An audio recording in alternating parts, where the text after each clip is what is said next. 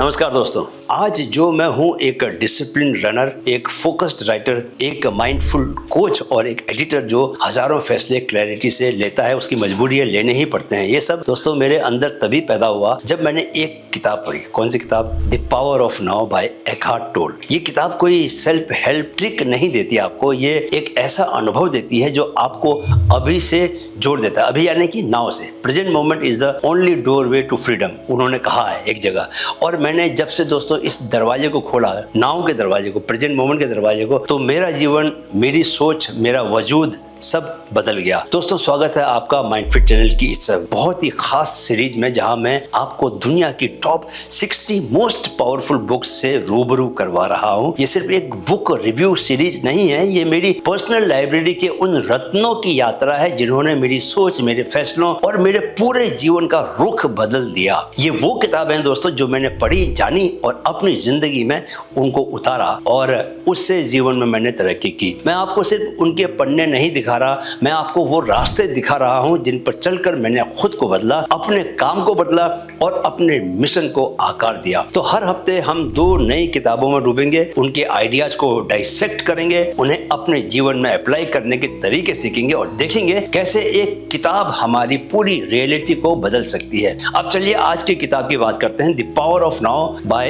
एकहार्ट Tolle. सबसे पहले जानिए कि लेखक के बारे में, लेखक की क्या पृष्ठभूमि है। दोस्तों एकहार्ट टोल कोई पारंपरिक गुरु नहीं है, न किसी आश्रम से जुड़े हैं, न किसी धर्म का झंडा उठाया उन्होंने। उनकी आध्यात्मिक यात्रा किसी किताब या गुरु से नहीं बल्कि एक निजी संकट से शुरू हुई। ध्यान से सुनिएगा आप। युवा अवस्था में वो गहरे अवसाद और चिंता में डूबे रहते थे। रात के अंधेरे में एक दिन वो बिस्तर पर बैठे और मन में एक वाक्य गूंजा। क्या वाक्य था? I can't live with my self any more. मैं अब अपने साथ और नहीं जी सकता। यह वाक्य उनके भीतर बिजली की तरह कौंधा। उन्होंने सोचा, अगर मैं अपने साथ नहीं जी सकता तो ये मैं और मेरा साथ, ये दो कौन है? और यहीं से उनका ईगो टूटने लगा और साक्षी भाव की एक नई यात्रा शुरू हुई। विटनेस मोड की एक नई यात्रा शुरू हुई। अगले कुछ साल वो लोगों से दूर पार्क की बेंचों पर बैठकर सिर्फ अवेयरनेस में रहते, जागरूकता में रहते, जहां हर पत्ता, हर सांस, हर आवाज उन्हें अस्तित्व का हिस्सा लगने लगी। आज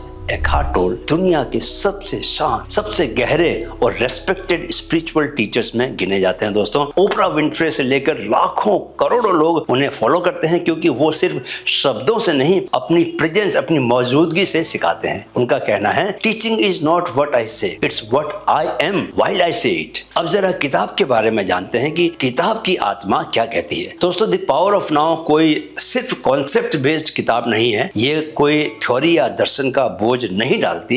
ये एक डायरेक्ट ट्रांसमिशन है जिसे पढ़ते समय लगता है कि जैसे मानो लेखक आपके भीतर बैठकर आपसे ही बातें कर रहा हो। एकहार्ट टोल बताते हैं कि आपका माइंड जो कभी आपका सेवक था, सर्वेंट था, आज आपका सबसे बड़ा एनिमी बन चुका है क्योंकि वो आपको बार बार पास्ट रिग्रेट्स में खींच लेता है, जहां आप बार बार पुराने घाव कुरेदते रहते हो, या फिर आपको फ्यूचर फियर्स में फेंक देता है, जहां आप ऐसी अनगिनत चिंताओं से घिर जाते हो जो शायद कभी हो भी ना। वो कहते हैं माइंड एक अद्भुत उपकरण है, लेकिन अगर आप उसे बिना कंट्रोल के छोड़ दें तो वो आपको आपकी ही कैद में डाल देता है। इसलिए इस किताब का सेंट्रल मैसेज है, be the witness of your mind, live in now, that's freedom. जब आप अपने विचारों के बीच थोड़ी सी दूरी बना लेते हैं दोस्तों, जब आप सोच में, अपने थॉट्स में खोने की बजाय थॉट्स को देखने लगते हैं तो भीतर एक अजीब सी शांति उतरती है। यही शांति असली आजादी है। यह किताब हर पन्ने पर आपको चैलेंज करती है कि आप अपनी हैबिचुअल सोच को क्वेश्चन करें, अपने ईगो को पहचानें और प्रेजेंट मोमेंट को अपनी जिंदगी का केंद्र बना लें। चलिए अब बात करते हैं टॉप 5 टेकअवेज की और हमें क्या डेली प्रैक्टिस करनी है। पहला takeaway, mind is a tool not the master. Eckhart कहते हैं, your mind is a wonderful servant but a terrible master. ज्यादातर लोग अपनी ही सोच के गुलाम बन जाते हैं। माइंड उन्हें कभी पास्ट के रिग्रेट में घसीटता है तो कभी फ्यूचर के फेयर में धकेल देता है। हम अपनी सोच को सच मान लेते हैं जबकि वो सिर्फ इलेक्ट्रिकल सिग्नल्स और पुरानी कंडीशनिंग का खेल है। डेली प्रैक्टिस क्या करनी है आपने? जब भी दोस्तों माइंड आपका दौड़े तो पॉज लेकर कहो, स्टॉप, मैं सिर्फ देख रहा हूँ। दिन में 2 बार 3 मिनट के लिए सिर्फ बैठो, आंखें बंद करो और अवेयरनेस को ऑब्जर्व करो, जैसे किसी फिल्म को देख रहे हो लेकिन खुद फिल्म का हिस्सा नहीं बन रहे। दूसरा टेकअवे क्या है? Pain lives in past and future, not in the now. Tolle का सबसे बड़ा insight, the present moment is free of suffering. अगर आप गौर करें दोस्तों, तो जो भी दुख आपको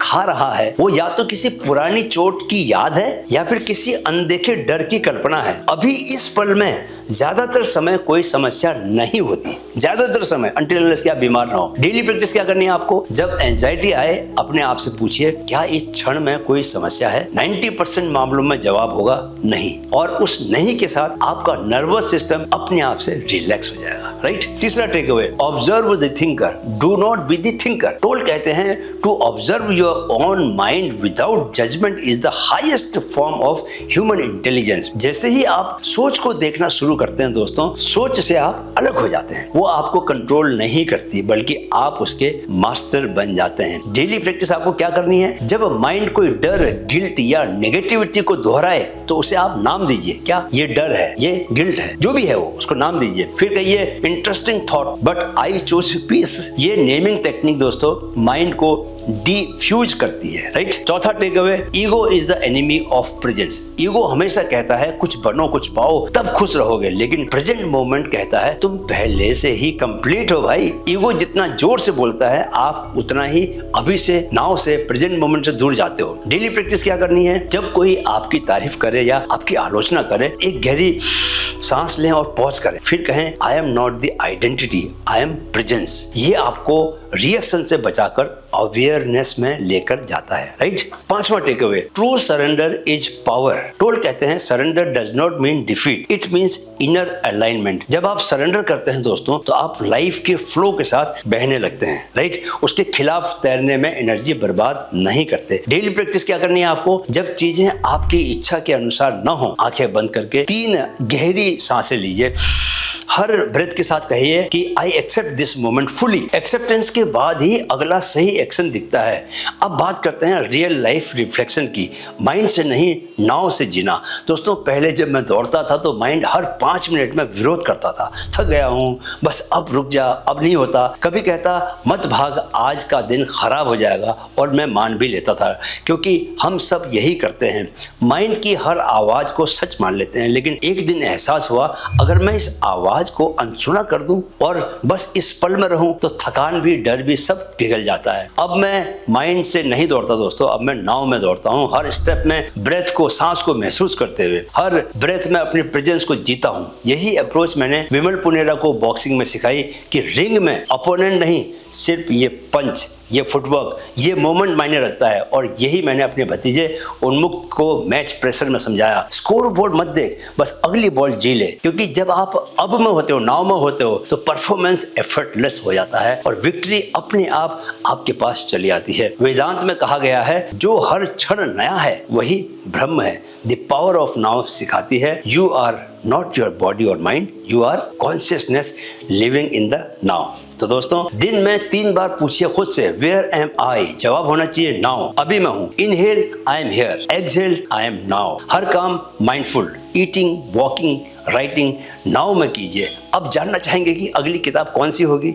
आज हमने जाना दोस्तों कि कैसे वर्तमान में जीना हमें मुक्त करता है, लेकिन क्या हो अगर वर्तमान ही ध्यान बन जाए, क्या हो अगर जीवन का हर पल सेलिब्रेशन, उत्सव बन जाए। बुक 7 के रूप में हम बात करेंगे the book of secrets by none other than Osho, जहां हर पल हर सांस अवेयरनेस बन जाती है। वीडियो देखने के लिए बहुत बहुत आभार। मेरे साथ कहें मन में है तो मुमकिन है। Keep learning, keep growing with mind fit. नमस्कार।